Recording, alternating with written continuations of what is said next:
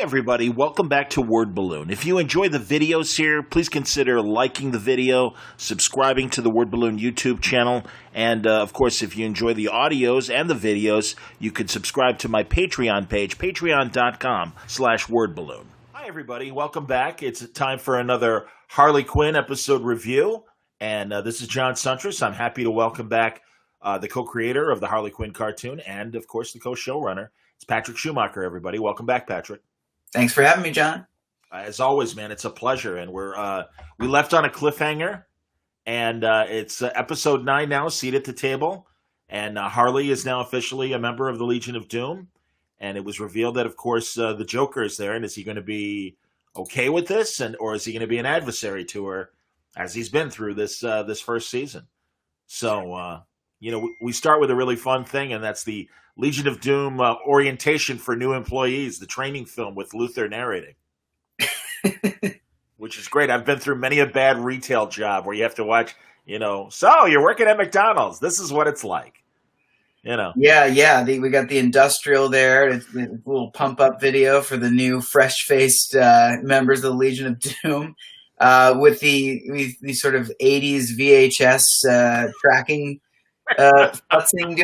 We needed something that was. I was like, is this really what it would be? Because it would probably be like shot in like 2015 or something like that. We're like, they went for this like kitschy look. We just needed something that said this is a little old, because Dr. Psycho's obviously at the end of the video. He's still at that point a member of the Legion of Doom, and then says something uncouth to Black Manta, throws him up against the wall, and the background element. But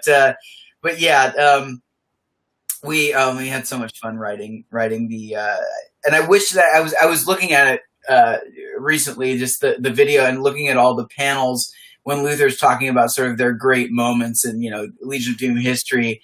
And I was trying to remember all of the panels and wondering if anyone knows who's watching and recognizes, any like homages to famous covers and things like that from DC issues past.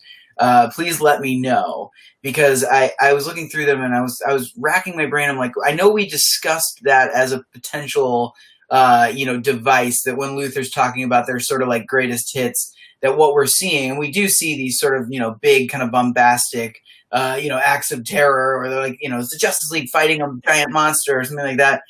But I can't for the life of me remember if we had pulled some of those from individual issues or not. So yeah, if anyone knows, please tell me, because I'm pretty sure that was like the goal, and then the artist just ran with it, and then I saw it and I was just like, great, moving on. So, this episode was, well, first off, I want to, written by Jordan Weiss, who has gone on to create the Hulu show Dollface with Kat Dennings. It's up on Hulu, going into their second season. And then it was directed by Cecilia Aronovich. Ceci is became our supervising director on the show. So she sort of was the constant who was like always there and helping the individual episode directors, kind of keep consistency and that sort of thing. But then Ceci would occasionally direct, episodes fully herself. And she's incredible, has been with Warner Brothers for a while, and working with Jen Coyle, our producer, for a very long time, with like DC Superhero Girls. Now she's working on Scooby-Doo, DTV, and then, obviously if we come back, we hope to God to have Ceci with us. But yeah, this episode was, it was always, it was always in the works. It was always for within the sort of structure of the first 13 episodes, we called it the Backslide. There was always going to be a backslide. That was the name of the episode for the longest time, because we knew Harley was going to backslide and get back in some way, shape, or form with the Joker, to fall for his wily charms yet again, as she always does. It's, her Achilles heel. It continues to be at this point in the show. And so, yeah, she gets to the Legion of Doom. We have our introduction where, Lex brings the Joker up. You think that he's just gonna roast her, and then he starts to actually compliment her on some things that she's done, and it seems oddly sincere, and that's off-putting. There's this real cognitive dissonance there for Harley. She doesn't believe any of it. Why should she? She's protecting herself. She's changed. She's moved on, or so we think. Yes. And she and the crew are watching from the audience, along with a bunch of Legion of Doom members, and people are looking closely. We have Parasite's in there, Metallo's in there, Solomon Grundy's in there, and then for the longest, Toyman is in there, but it's like it's Superman the animated series version of Toyman, who kind of almost looks like a ventriloquist dummy. So I know a lot of people were watching and they were like, "Oh, is that like Scarface?" And then but it's not. It's Toyman, who doesn't require a puppeteer. He is his own person. But yeah, so they're all watching from the audience, and kind of Harley's groaning while everybody else is kind of like, maybe he's changed, maybe he's turned over a new leaf, and yeah, so we have all that going on just to kind of set up that this episode is about Harley falling back into old habits while kind of with the Joker, and while blaming the Legion of Doom for sort of taking her away from Ivy and their plans, which we establish as Ivy's kind of big project that she's working on, that she's been doing a lot of recon. There's this evil corporation called Planet Wide Pavers that's just a paving company that is all about just destroying the planet. They're pretty bald about it in their commercial, voiced by James Adomian, which it's such a the voiceover in the Planet Wide Pavers commercial is James Adomian, and he also does Steve from Tulsa in the episode, who's Lex Luthor's assistant. Yes, that's divine. I'll show you how versatile James is. Like, James is Bane, but he's also these other very straight characters as well. He's such a chameleon. But yeah. So Ivy has this plan that she's going to take down Planet Wide Pavers. She wants Harley to join her. It's very important. She needs another person on the team, and Harley agrees to do it. But then starts getting kind of busy with really the Joker, and not so much the Legion of Doom, but she starts to blame her absenteeism on the Legion of Doom.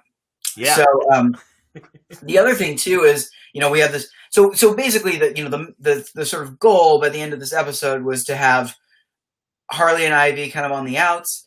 The crew is done with Harley. She has wronged them.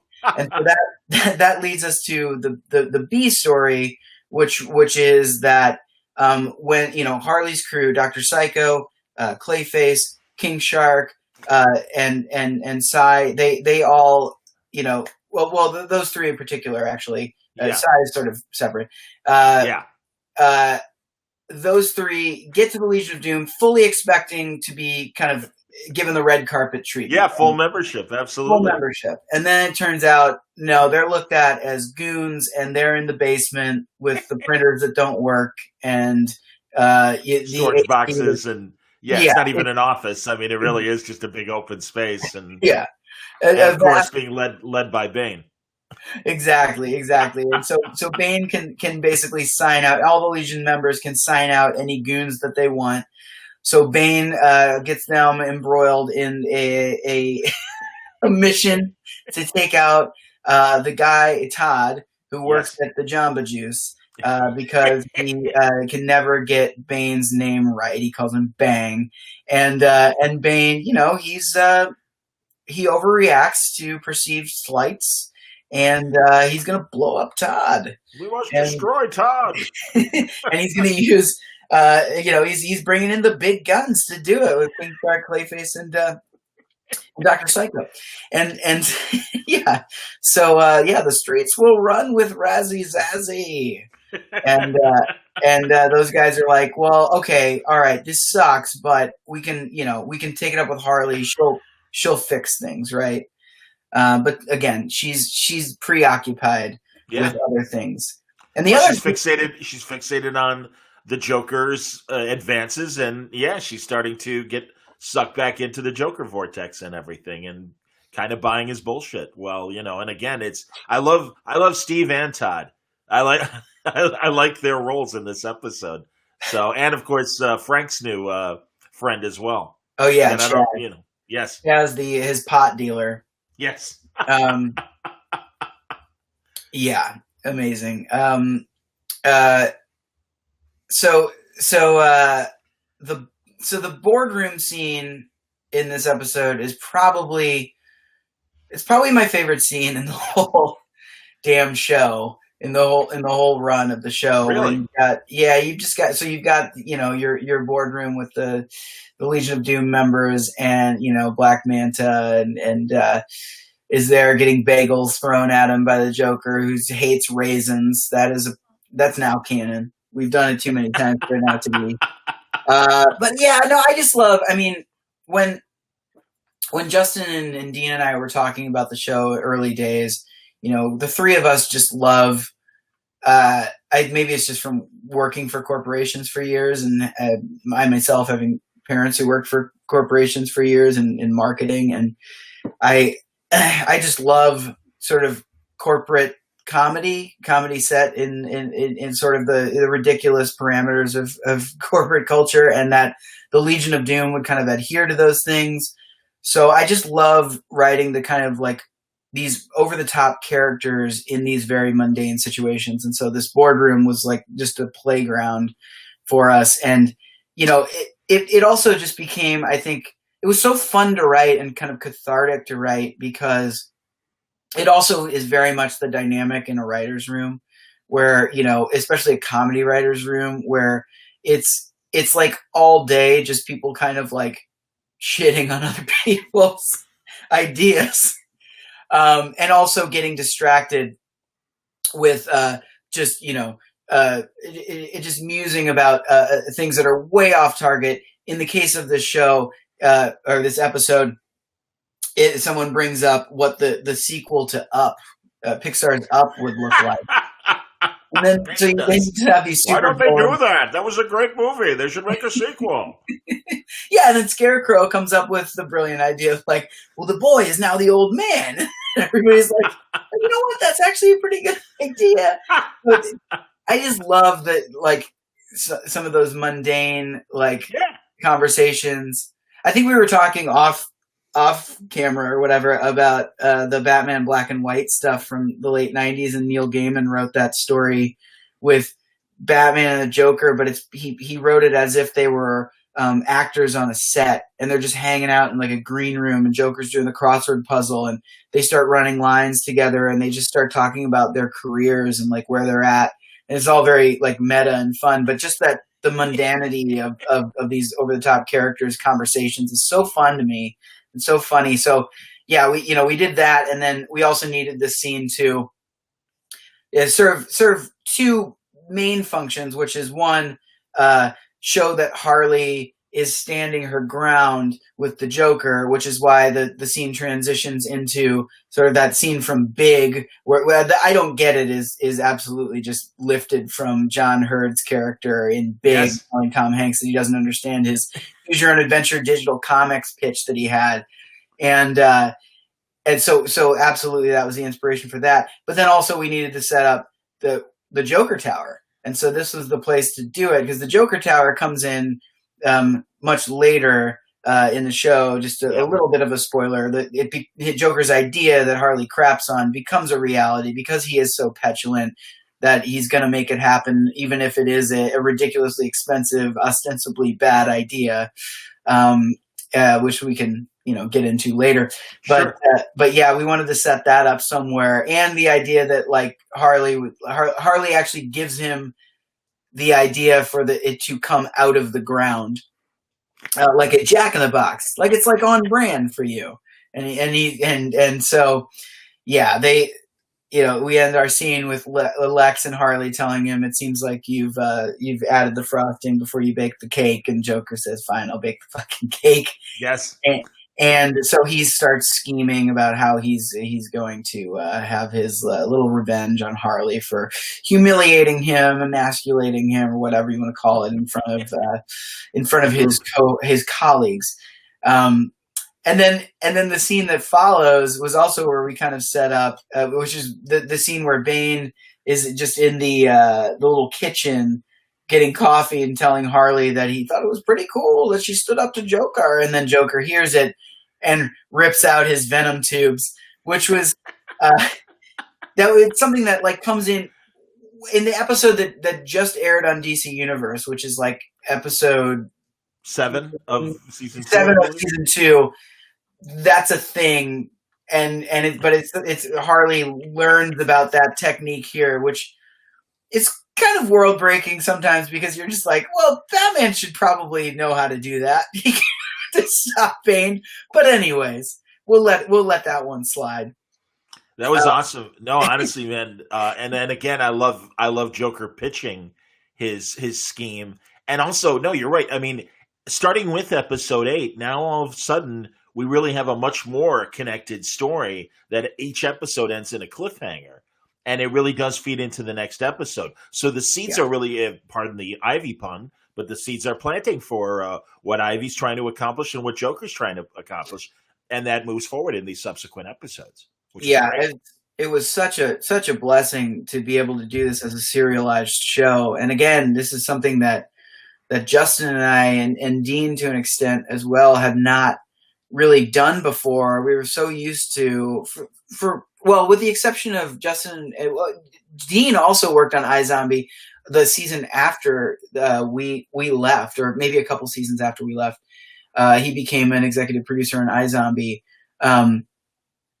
because Rob Thomas ended up meeting Dean through us, I think. And anyways, it's all very, incestuous over at Warner Brothers.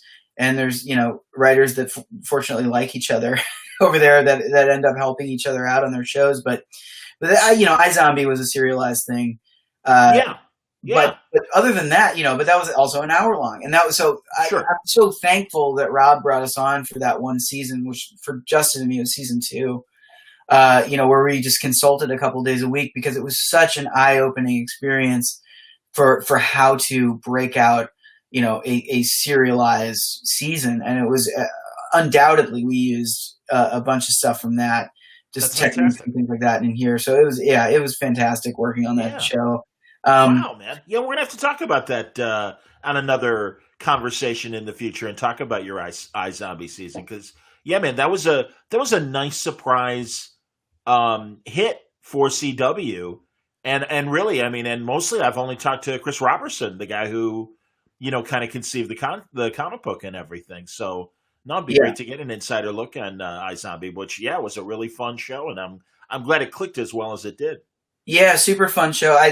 That show continues to have, or continued. It's over now, but it had one of the best opening title sequences that Mike Allred drew. Actually, speaking of Mike Allred and Dean, these are all these weird 6 degrees of Kevin. This is great. A long time ago, Dean knows Mike Allred. I mean, Rob obviously knows him because of iZombie, but Dean knows him because Dean at one point wrote the feature for Madman that never happened. So that was for Mike Allred's Mike's character. Yeah. That's awesome. Yeah, so just a weird piece of trivia. No, but that's great, man. That's really cool. Yeah, so go ahead. No. You can continue. I mean, again, I want to whatever pops in your head for the episode. I mean, I've got my list, but you're doing great. I took my notes this time, John. I've got my notes right here. Oh, by the way, we missed it. Of course, Bane's magic act didn't get to happen at the meeting, and still, while Harley's having a conversation, pick a card. Was it the 3 of clubs? No. Fuck. He's not good at up close magic. Dexterity is not maybe Bane's strong suit. Um, And that hat, just that hat, which does work from an aesthetic standpoint with the rest of his costume, but it's just too small for his head.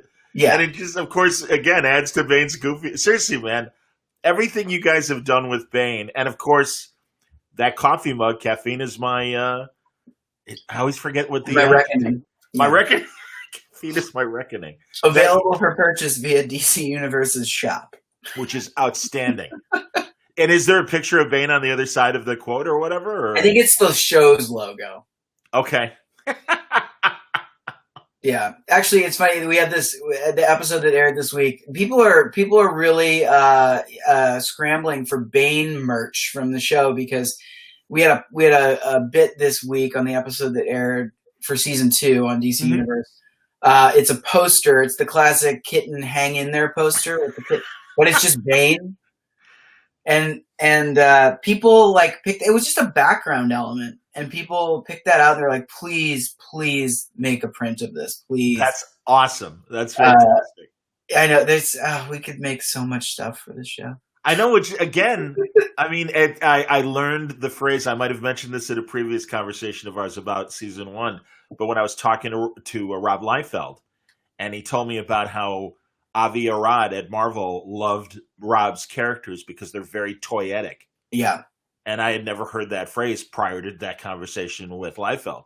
And so, no, and I mean, my God, your show is incredibly toyetic. There is, I mean, yes, you're right. There are just tons of merchandising opportunities to be had. And it's so great because, I mean, again, I remember when Bane was introduced in Nightfall, and it was this crazy character that seemed to be unstoppable. Had the Venom thing going on, breaks Batman's back. I mean, Bruce is out of commission for over a year with that whole storyline and everything. So yeah, Bane's a legitimate threat. And then the way Gail Simone used him in Villains United and some of the other miniseries and everything. And I'm forgetting what the other title was. That was the miniseries. Was it Sinister Six? Maybe it was Sinister Six or Secret Six. Secret Six. Yeah, and I mean that's the thing. And now Bane is cut that out.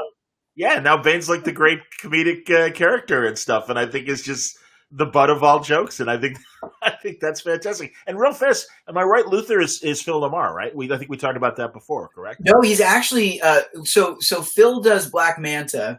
Okay. In the few times Black Manta gets to talk, gets a word in. But Luthor is actually Giancarlo Esposito. Okay, wow, he's great. Gus Fring from Breaking Bad, and he plays I think it's Grand Moff Gideon in The Mandalorian as well. And of course a million other movies and TV shows prior to that. But that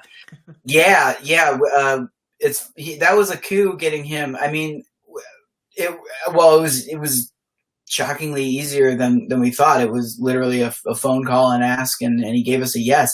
But yeah, that was so cool to have him, and then to be able to have the character kind of, somewhat visually reflect, Giancarlo, was a cool thing to do too. I thought that was fun.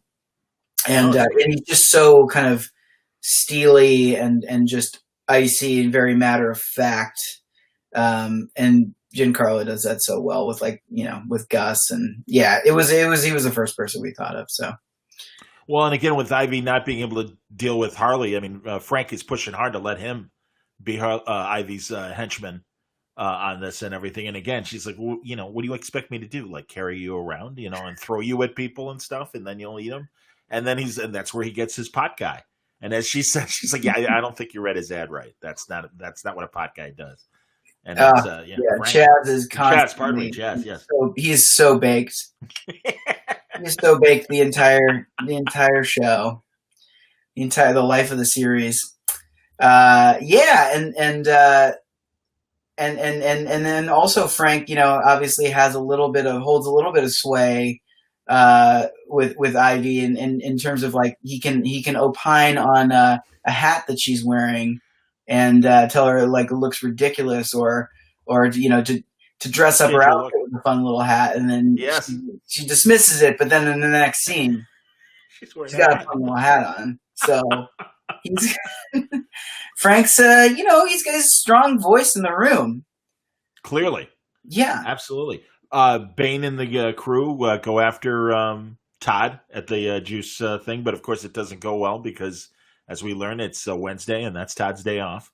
So a lot of carnage, and poor King Shark gets really messed up in the process and stuff. And but that's when we learn that it's Wednesday, it's Todd's day off. So damn.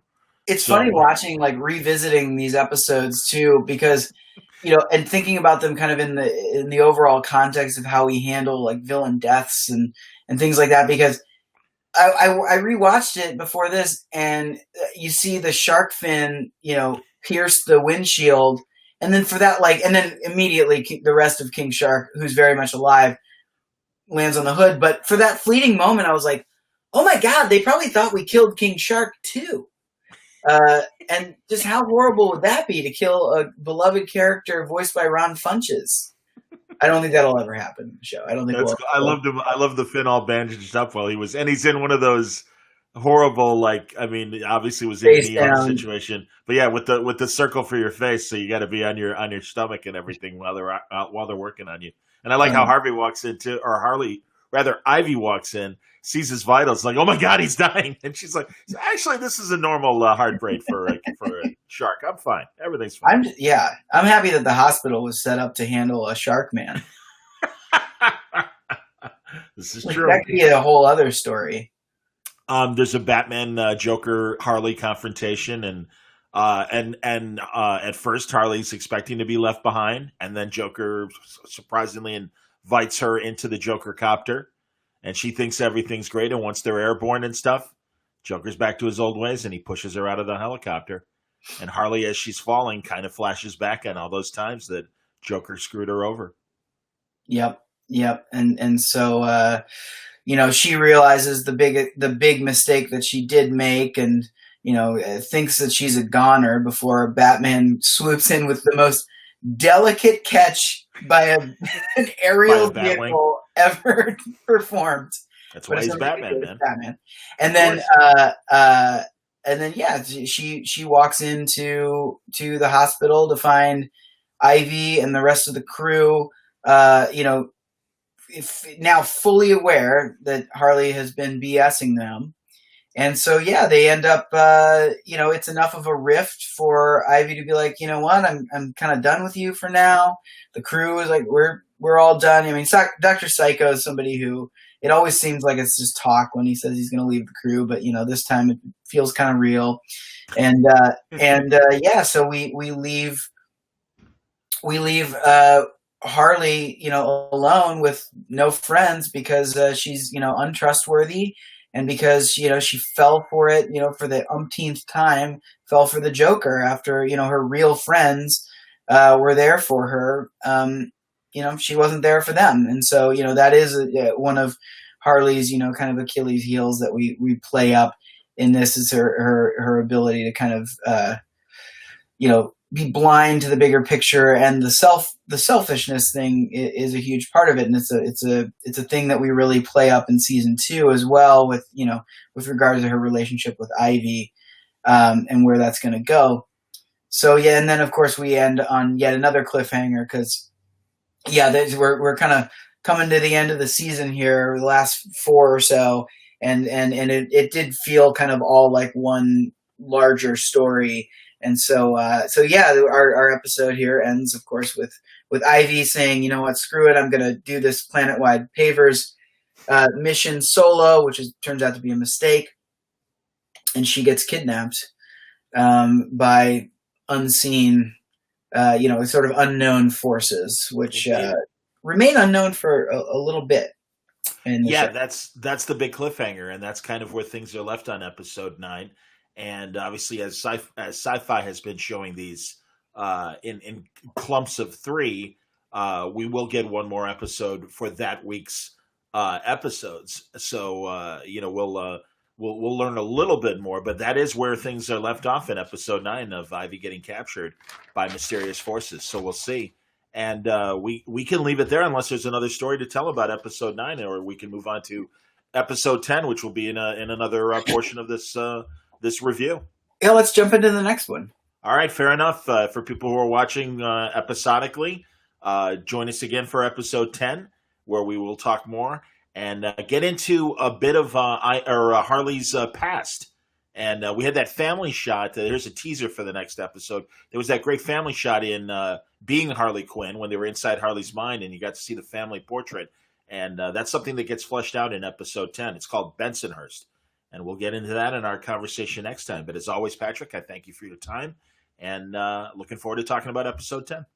See you next time. Thanks again for watching another Word Balloon video. We've got plenty more at our channel, Word Balloon. If you enjoyed it, please like it and consider subscribing to the channel. And of course, support me on Patreon, patreon.com/wordballoon. Thanks a lot for watching.